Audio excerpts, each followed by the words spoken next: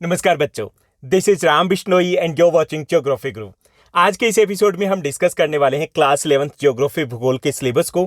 उसको हम डिटेल से एनालाइज करेंगे, क्या पढ़ना है क्या नहीं पढ़ना है, कितना पढ़ना है, किस चैप्टर में हम क्या पढ़ने वाले हैं, कौन से चैप्टर्स मोस्ट इंपॉर्टेंट रहेंगे जिनके ऊपर हमें ज़्यादा फोकस करना है, कौन से चैप्टर्स है जो लीस्ट इंपॉर्टेंट है जिनके ऊपर हमें कम फोकस करना है। सब कुछ हम डिस्कस करेंगे इस एपिसोड में।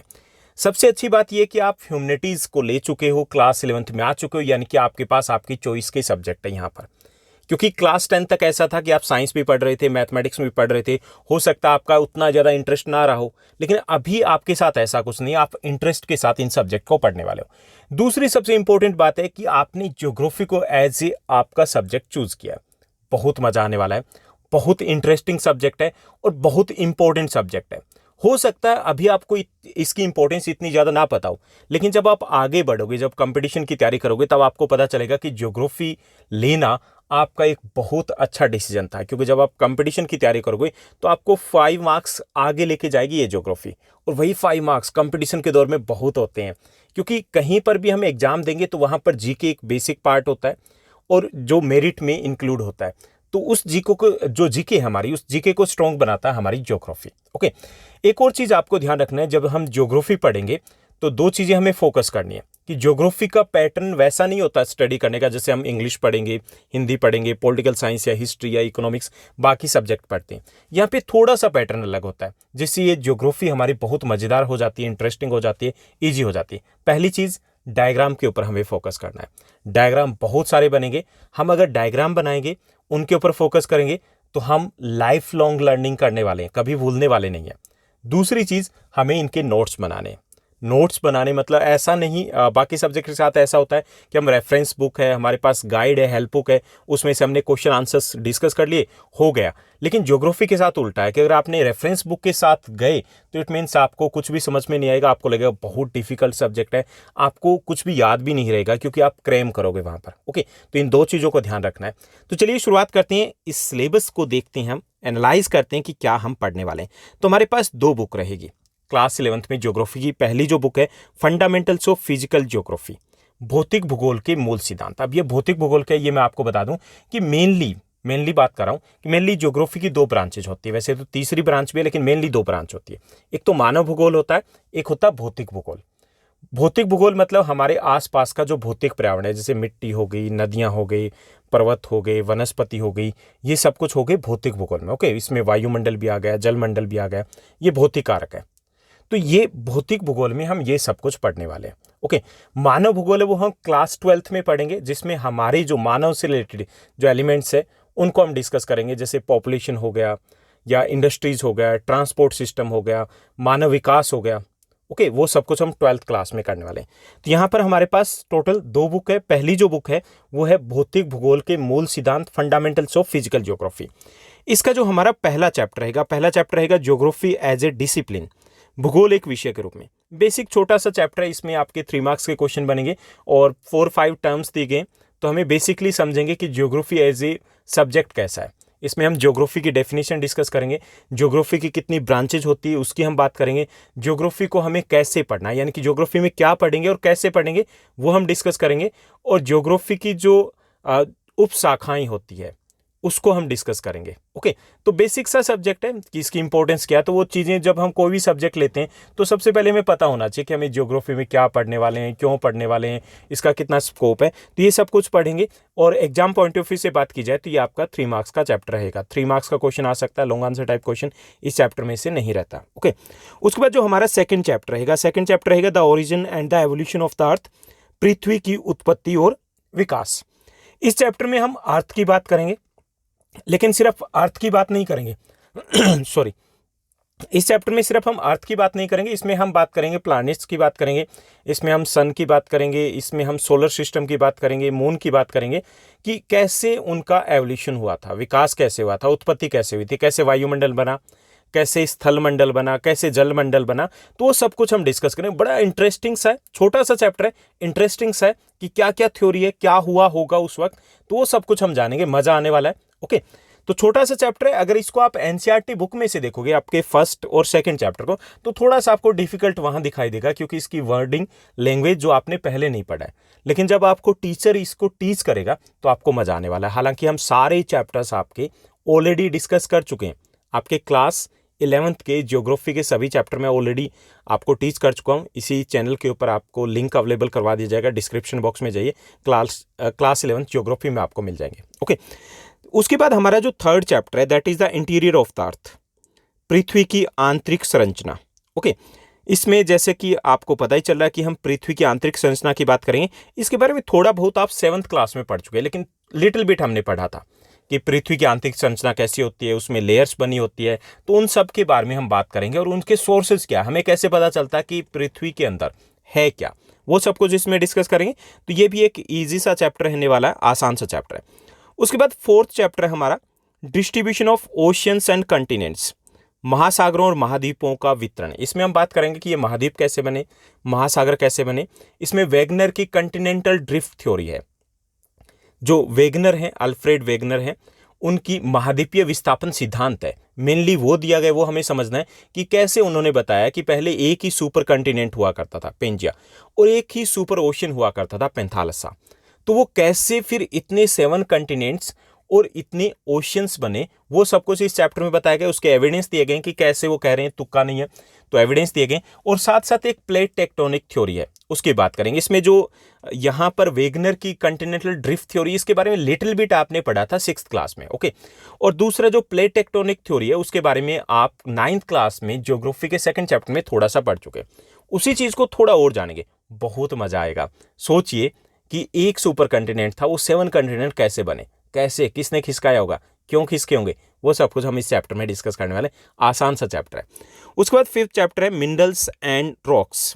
टोटल आप 40 मिनट्स में ये चैप्टर कर सकते हो, छोटा सा चैप्टर है। इसमें बात करेंगे हम मिनरल्स की, जो हम 10th क्लास में भी डिस्कस कर चुके हैं। मिनरल्स क्या होते हैं, उनके कैरेक्टरिस्टिक्स क्या होती है, मिनरल्स कहाँ मिलते हैं। ओके, और उसके बाद हम शेल्स, रॉक्स, चट्टानों की बात करेंगे। ओके, तो शेल्स के बारे में भी हम पहले पढ़ चुके हैं, क्लास 7th में पढ़ चुके हैं। तो उन्हीं के बारे में बात करेंगे कि 3 प्रकार की मुख्य तौर पे चट्टानें होती है, और ये रॉक साइकिल क्या होता है, वो सब कुछ हम इसमें डिस्कस करने वाले हैं। ओके, उसके बाद 6th चैप्टर है जियोमॉर्फिक प्रोसेस।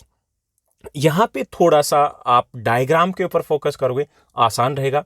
थ्योरी को पढ़ोगे मजा नहीं आएगा।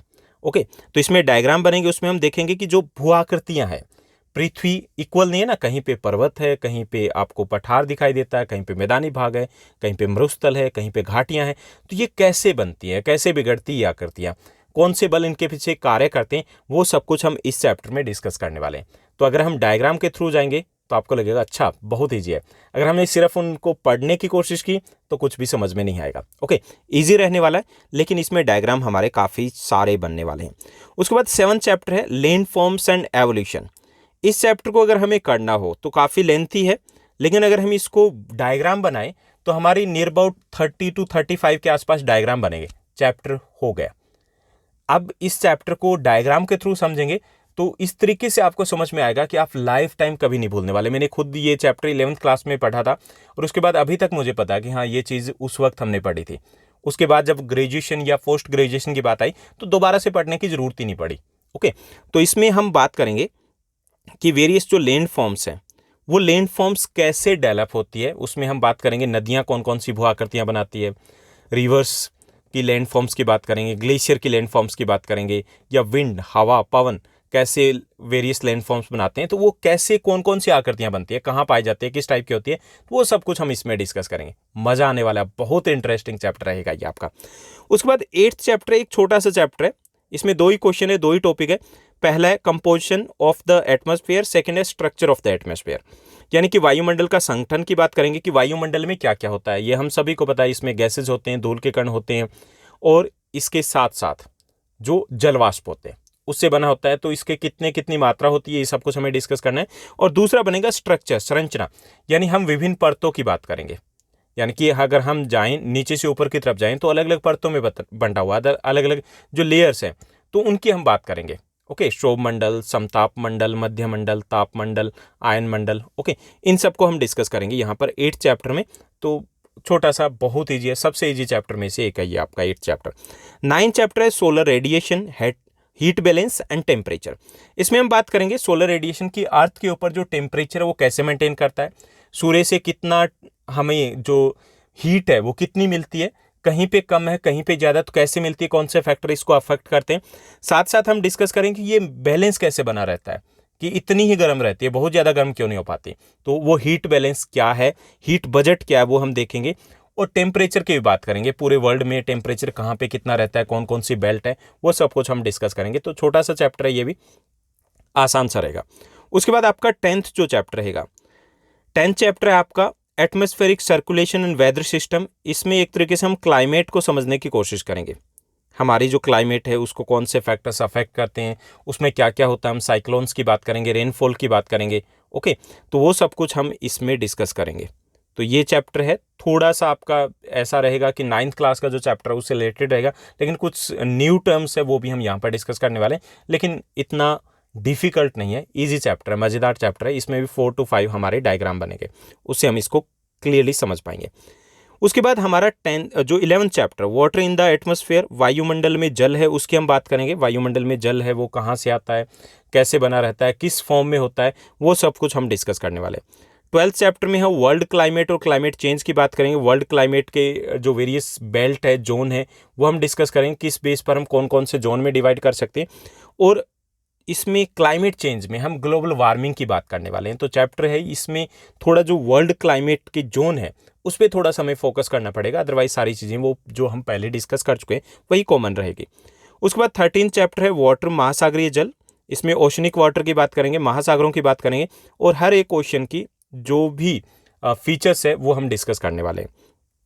14th चैप्टर रहेगा movement of the ocean water, महासागरीय जल संचलन। जो महासागरीय जल है वो भी ऐसा नहीं है कि एक ही जगह स्टेबल है, उसमें भी मूवमेंट होता है, किस टाइप के मूवमेंट होते हैं वो हम डिस्कस करेंगे।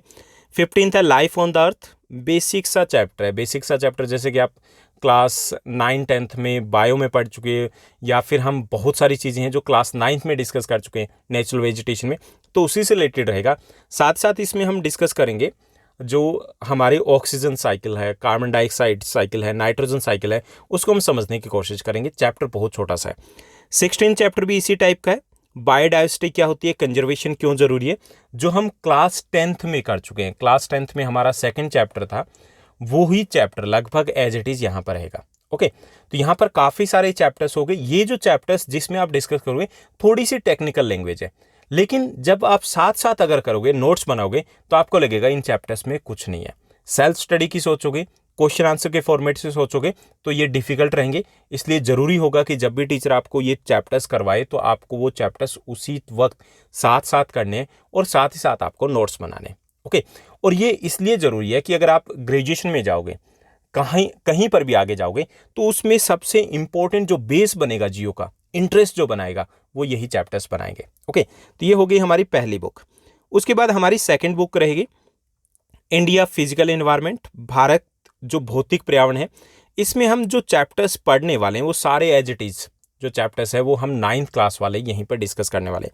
9th क्लास में आपका पहला चैप्टर था इंडिया साइज एंड लोकेशन, यहाँ पर भी हम उसी चैप्टर को डिस्कस करेंगे, सिर्फ टाइटल चेंज हो गया, यहाँ पे भारत स्थिति रह गया, आकार को हटा दिया, लेकिन हम आकार की भी बात करेंगे। 2nd चैप्टर है स्ट्रक्चर एंड फिजियोग्राफी, संरचना एंड भू आकृति विज्ञान। ये भी हमारा क्लास 9th का जो चैप्टर था वही इसमें हम डिस्कस करेंगे। इसमें हम डिस्कस करने वाले हैं जैसे मैदान कैसे बनते हैं, पर्वतों का निर्माण, हिमालय का निर्माण कैसे हुआ है, और साथ साथ भारत के जो 6 प्रमुख जो फिजियोग्राफिक फीचर्स है, जैसे हम हिमालय की बात करेंगे, उत्तरी भारत के विशाल मैदान की बात करेंगे, थार डेजर्ट की बात करेंगे, पेनिनसुला प्लेटू को डिस्कस करेंगे, जो कोस्टल प्लेन है, और आइलैंड्स है, यानी कि एज इट इज वही चैप्टर डिस्कस करने वाले हैं। ओके, उसके बाद 3rd है ड्रेनेज सिस्टम, जो हमारा क्लास 9th में था। इसमें भी हम ड्रेनेज सिस्टम क्या होता है उससे रिलेटेड कुछ टर्म्स को डिस्कस करेंगे। फिर हम हिमालयन रिवर्स है और साउथ इंडियन रिवर्स है वो डिस्कस करेंगे, और साथ साथ लिटिल बिट हम डिस्कस करेंगे लेक्स के बारे में, झीलों के बारे में बात करेंगे, और रिवर्स की इंपॉर्टेंस। तो एज इट इज चैप्टर रहेगा, बहुत ईजी रहने वाला है। उसके बाद 4th चैप्टर क्लाइमेट, ये भी एज इट इज है, 9th से लिया गया, वही चीज़ें टर्म्स डिस्कस करेंगे। क्लाइमेट क्या होता है, वेदर क्या होता है, मौसम जलवायु में डिफरेंस क्या है, कौन से फैक्टर्स अफेक्ट करते हैं, इंडिया के सीजन्स की बात करेंगे, मॉनसून के मैकेनिज्म की बात करेंगे कि मॉनसून क्यों आता है, कैसे आता है, कौन से फैक्टर इसको अफेक्ट करते हैं। ओके, और इंडियन जो रेनफॉल है उसके मेन फीचर्स क्या है, ये सब कुछ हम डिस्कस करेंगे इस 4th चैप्टर में। उसके बाद जो हमारा 5th चैप्टर रहेगा, 5th चैप्टर हमारा रहने वाला है नेचुरल वेजिटेशन, यानी कि प्राकृतिक वनस्पति, जो आपको अच्छे से याद होगा, 9th क्लास में हम डिस्कस कर चुके हैं। तो उसी को हम यहाँ पर डिस्कस करने वाले हैं। नेचुरल वेजिटेशन क्या होती है और नेचुरल वेजिटेशन को कौन से कारक अफेक्ट करते हैं, प्रभावित करते हैं, वेरिएशंस जो लेकर के आते हैं। और साथ साथ हम डिस्कस करेंगे कि types of forest found in India, कौन कौन से किस प्रकार के वन हमारे यहाँ पर पाए जाते हैं। उसके बाद 6th जो हमारा चैप्टर है सोइल्स, मिट्टी, जो क्लास 10th में आप फर्स्ट चैप्टर डिस्कस कर चुके थे, उसका एक छोटा सा पार्ट था मिट्टी, उसको हम एक चैप्टर यहाँ पे एज ए चैप्टर डिस्कस करने वाले हैं। ओके, 7th हमारा चैप्टर है natural hazards and the disasters, प्राकृतिक संकट और आपदाएं।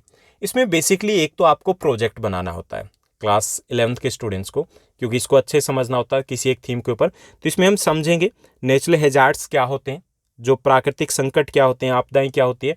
तो इसमें हम अर्थक्वेक, भूकंप की बात करने वाले हैं, वॉल्केनिक जो इरप्शंस होते हैं, ज्वालामुखी स्फोट होते हैं, उसको डिस्कस करेंगे, सुनामी, बाढ़, फ्लड, ड्रोट, ये सारी चीज़ें हम डिस्कस करेंगे। ओके, इसके कारण क्या होते हैं, इससे बचा कैसे जा सकता है, ये सब कुछ हमें इस चैप्टर में डिस्कस करना है। और मेनली बेसिकली ज़्यादातर स्कूलों में ऐसा होता है कि आपको एक प्रोजेक्ट दिया जाता है, क्योंकि ये चैप्टर हमें प्रैक्टिकली समझना है, क्योंकि इसे अपनी लाइफ में हमें इंप्लीमेंट करना, अवेयर रहना कि अगर इस प्रकार के डिजास्टर्स या हैजार्ड्स आते हैं तो हम कैसे अपने आप को प्रिपेयर कर सकते हैं। ओके, तो ये सब कुछ रहेगा। अब हम एनालाइज कर लेंगे तो क्या रहने वाला है। आपकी बुक भी है जो इंडिया फिजिकल इन्वायरमेंट है, भारत भौतिक पर्यावरण है, बहुत आसान है क्योंकि हम सारे चैप्टर्स पहले पढ़ चुके हैं। तो इसकी टेंशन नहीं लेनी है, ये आप 10 to 20 डेज में, 30 डेज में मैक्सिमम इसको कर सकते हो। अब बात आती है पहली जो बुक है आपकी, उसकी प्लानिंग क्या रहनी चाहिए। उसकी प्लानिंग ये रहनी चाहिए कि आप साथ ही साथ उसको कीजिए, क्योंकि चैप्टर्स है वो लेंथी नहीं है, टर्म्स नहीं है। अगर हमने साथ ही साथ चैप्टर्स को किया, नोट्स बनाए, तो आपको कुछ भी, कहीं भी कोई भी प्रॉब्लम नहीं आएगी। ओके, मैथ वर्क हम सेपरेटली डिस्कस करेंगे कि मैथ वर्क के कौन से पॉइंट्स रहेंगे। तो ये था आपका सिलेबस। उम्मीद करता हूँ आपको अच्छे से क्लियर हो गए होंगे आपके सिलेबस के रिगार्डिंग जो भी डाउट्स थे, जो भी कंसेप्ट्स थे। और अगर आपको ये वीडियो अच्छी लगी तो इसको लाइक और शेयर करना मत भूलिएगा। अभी हमने रिसेंटली एक और वीडियो डिस्कस किया था, 7 big mistakes of students life. कि स्टूडेंट्स लाइफ में हम बहुत सारी गलतियाँ करते हैं, जिसके कारण हमारा जो गोल होता है, ड्रीम होता है, उसको हम अचीव नहीं कर पाते, हम कहीं ना कहीं भटक जाते हैं। वो कौन सी 7 गलतियां जो हमें नहीं करनी है, ये वीडियो, इसका लिंक आपको आई टैब के ऊपर मिल जाएगा, ऊपर की तरफ देखिए, तो उसके ऊपर आपको मिल जाएगा, उसको क्लिक कीजिए, इसको देखिए, मज़ा आएगा। बहुत इंपॉर्टेंट आपके लिए सेशन रहने वाला है। अगर ये वीडियो भी अच्छा लगे तो इसको लाइक और शेयर करना मत भूलिएगा। आज के लिए बस इतना ही। थैंक यू, बाय बाय, मिलते हैं नेक्स्ट वीडियो में।